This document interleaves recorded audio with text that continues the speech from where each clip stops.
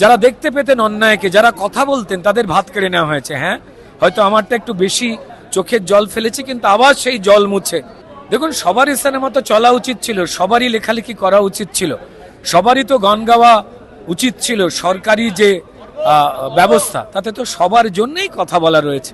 কিন্তু দুর্ভাগ্যজনকভাবে পরিষ্কার শুধুমাত্র আমি না, বহু শিল্পী, লেখক, পরিচালক, অভিনেতা, অভিনেত্রী, টেকনিশিয়ানস, যারা দেখতে পেতেন অন্যায়কে, যারা কথা বলতেন, তাদের ভাত কেড়ে নেওয়া হয়েছে। হ্যাঁ, হয়তো আমারটা একটু বেশি আক্রমণ হয়েছে, গাড়ি বাড়ি বেচতে হয়েছে, ব্যাংক অ্যাকাউন্ট খালি হয়ে গেছে, চোখের জল ফেলেছি, কিন্তু আবার সেই জল মুছে পশ্চিমবঙ্গের মানুষই সাহস দিয়েছেন যে লড়াইটা আমাদের জন্য, লড়াইটা তো একা তোমার নয়, তাই আবার ওঠো।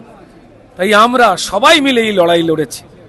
যারা এই লড়াইতে ছিলেন না, যারা এখন ফুলমালা দিচ্ছেন, তাদের ধন্যবাদ জানাই, কৃতজ্ঞতা জানাই।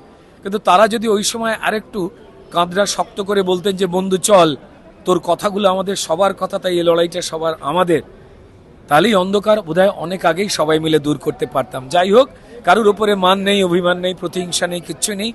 ভারতীয় জনতা পার্টির একটাই কথা, আমাদের সরকারের একটাই কথা, ভয় আউট, ভরসা ইন।